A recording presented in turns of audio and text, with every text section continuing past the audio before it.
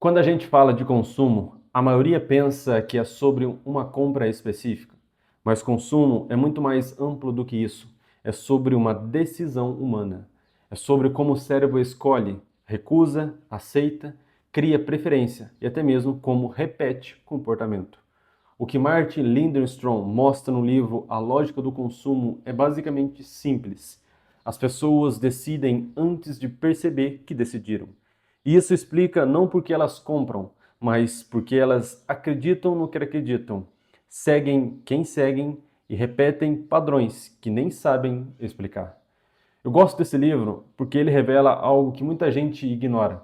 O cérebro não trabalha com lógica, ele trabalha com associação. E quem não entende isso tenta conversar com pessoas usando argumentos, enquanto quem entende sob influência usa a linguagem do cérebro, ou seja, símbolos, conexão, repetição e sensação de segurança. O ponto central deste livro é que o consumo ele é guiado por gatilhos inconscientes. Isso não significa manipulação, mas sim significa estrutura mental. O cérebro funciona assim desde sempre. O que mudou não é o funcionamento humano, mas sim é o ambiente onde esses gatilhos são ativados. Lindstrom mostra que entre o estímulo e a decisão existe um espaço em que as pessoas não percebem. Esse espaço é onde a escolha real acontece. É onde o cérebro busca memórias, experiências, emoções antigas e preferências escondidas. E tudo isso determina o caminho que a pessoa vai seguir antes mesmo dela pensar sobre isso. A primeira chave desse livro é sobre o poder dos sentidos. Não existe escolha sem sensação. O cérebro não lembra de produtos, ele lembra de experiências. Ele não lembra de item, ele lembra de sensação associada a esse item. Por isso, o cheiro, textura, tom de voz, ritmo, ambiente e até mesmo a temperatura do ambiente influenciam em nossas decisões. Não porque a pessoa quer, mas porque o cérebro organiza percepções dessa forma. Você já parou para pensar nos lugares onde as pessoas compram mais? São ambientes previsíveis. Nada ali é por acaso. O cérebro, ele gosta do que ele interpreta como seguro. Ele compra no ambiente onde ele está relaxado. E isso vale tanto para o consumo quanto para o relacionamento, para a liderança, para a carreira e até mesmo para a espiritualidade. O cérebro repete comportamentos que parecem familiares.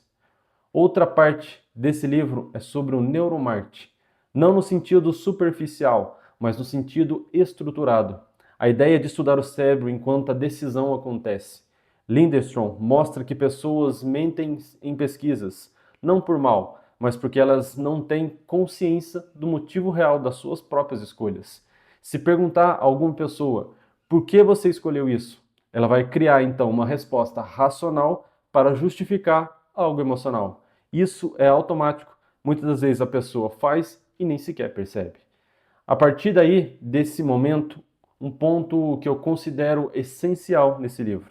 Ele também aborda sobre algo como consumidores não compram produtos, eles compram significado. Eles compram aquilo que representa algo para eles. Uma marca não vende objeto, ela vende a sensação daquele objeto.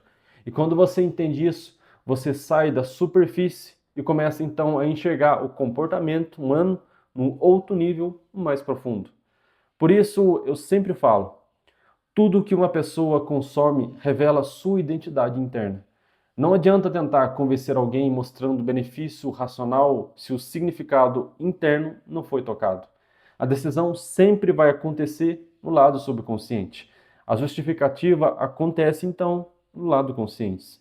Então, basicamente, como se você comprasse uma coisa sem saber que está comprando, depois para justificar essa compra, você entra no lado consciente e traz então uma resposta. O livro também traz outro ponto poderoso. Ele mostra que o cérebro precisa de narrativa, não de informação. Isso não é uma romantização, mas sim é uma biologia na prática. O cérebro, ele organiza dados criando sentido, e o sentido se forma em forma de história. Uma empresa cresce quando entende a história que o seu cliente já conta para si mesmo. Um líder avança quando ele entende a história que a sua equipe está vivendo internamente. Um indivíduo, então, se transforma quando entende que a história que ele mesmo repete todos os dias. Isso é uma dinâmica universal, mas que poucas pessoas entendem e sequer conhecem. Lindstrom também fala sobre símbolos neste livro. O cérebro não conversa com palavras, ele conversa com imagens internas. Cada símbolo carrega um atalho emocional, e isso que mantém então a fidelidade dos clientes. Marcas poderosas não são lembradas porque gritam, mas sim elas são lembradas porque representam um valor emocional muito mais claro do que as pessoas imaginam. Agora, indo para a parte mais prática, o que você diria disso na vida real, para a sua vida real? Primeiro, se você quer influenciar, você precisa entender o que dispara decisão nas outras pessoas. Isso vale tanto para vendas, para liderança, desenvolvimento pessoal, relacionamento e até mesmo no autoconhecimento de você mesmo. Quando você entende os seus gatilhos internos, você para de se frustrar com o comportamento de outras pessoas e começa então a enxergar a lógica por detrás disso. Segundo, consistência gera confiança, porque o cérebro interpreta consistência como segurança. Nada cria credibilidade mais rápido do que a previsibilidade de alguma coisa. Pessoas que mudam de postura o tempo todo não passam segurança. Não é porque elas são ruins, mas é porque o cérebro rejeita aquilo que ele não entende. E o terceiro, os sentidos moldam preferências. Ambientes organizados criam clareza mental. Vozes calmas fortalecem a autoridade. Ritmo constantes criam estabilidade emocional. Tudo isso ativa então zonas cerebrais que diminuem a resistência. Não tem nada a ver com algo místico, mas sim é o funcionamento neural. Quarto, então, o que você repete, você fortalece. Marcas não crescem porque elas são boas, mas elas crescem porque são repetidas. Pessoas não são lembradas porque elas têm talento, mas sim elas são lembradas porque entregam a mesma essência diariamente. O cérebro aprende então por repetição e também o consumo é da mesma coisa, é da mesma maneira. E quinto, por último, se você quer mudar um comportamento, você precisa mudar a associação emocional por detrás desse comportamento. Não adianta falar para alguém, faça isso. O cérebro só muda quando você encontra um significado novo para ele. E isso é a base tanto do consumo quanto da transformação pessoal. E aqui entra uma síntese importante. Quando você entende a lógica do consumo, você entende a lógica da mente humana. O consumo é só um espelho do que está acontecendo internamente, e o comportamento visível mostra como as decisões invisíveis foram construídas. Por isso esse livro ele é tão forte. Ele te lembra que as escolhas humanas sempre nascem antes da consciência. A pessoa pensa que está decidindo na hora, mas na verdade está apenas confirmando algo que o cérebro já tinha escolhido há muito mais tempo.